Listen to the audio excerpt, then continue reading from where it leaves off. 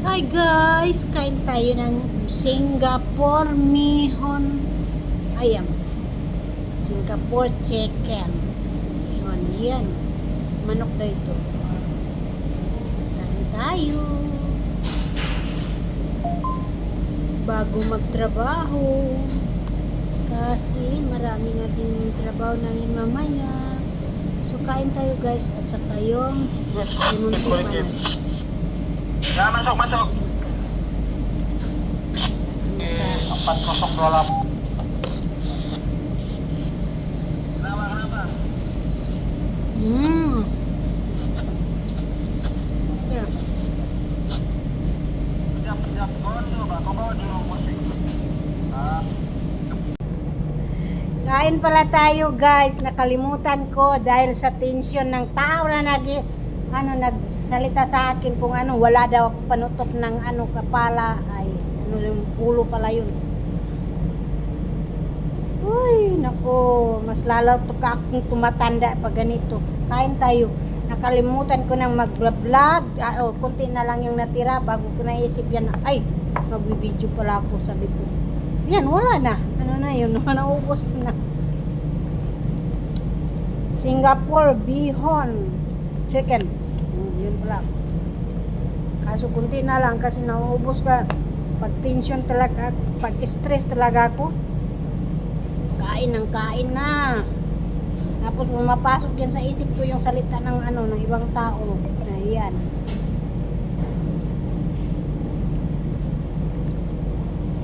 Ito naman, lemon tea panas. Lemon tea hot. O pala yun nakalagay doon.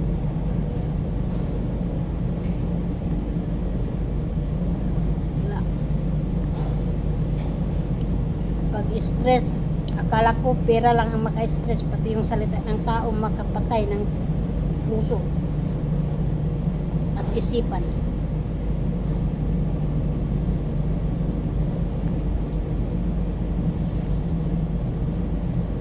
Yun na yung sabi nila, lason sa minalason yung utak mo. Yun ba yun?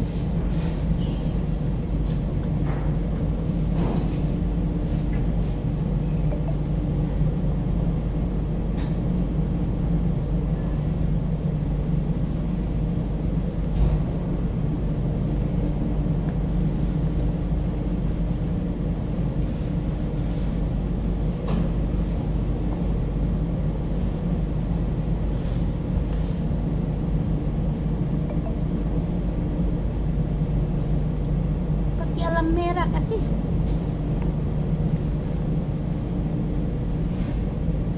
hindi naman ako nangialam sa kanila. Asli pa nga sila, tapos hindi ko sila pinapakialam kung may ba,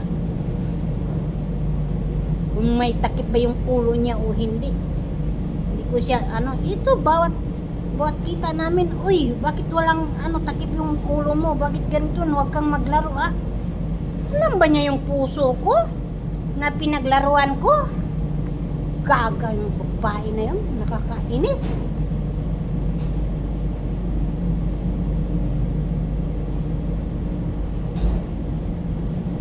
Siya nga mismo hindi niya tinatakpan yung ulo niya.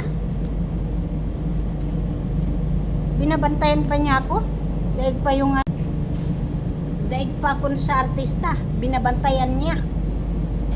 Yung binabantayan niya kung ang mukha ko, kung nahiwi ba o na ganyan ba o walang may takip ba o wala o yung ulo ko. Mas sobra pa pala sila sila pa ang mas chismosa kaysa sa akin. Buhay pa. Nako.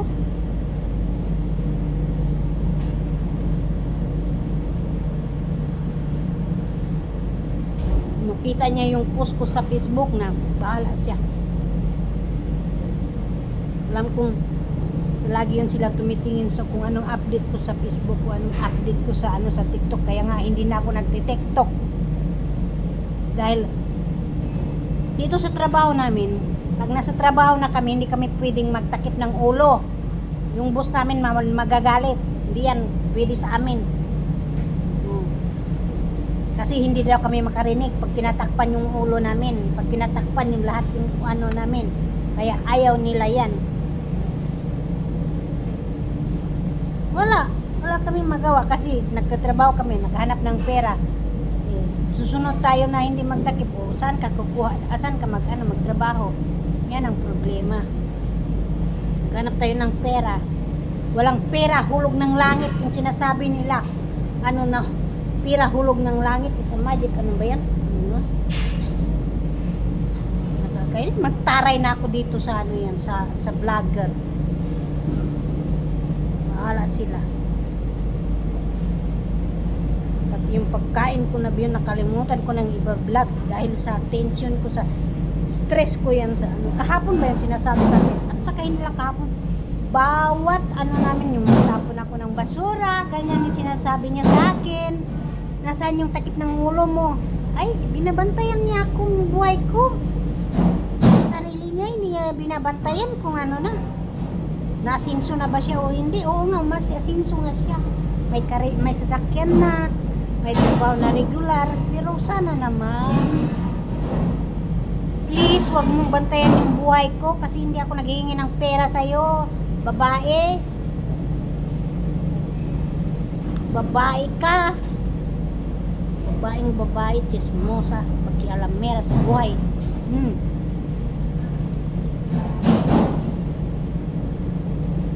Hindi lang kakainin kita.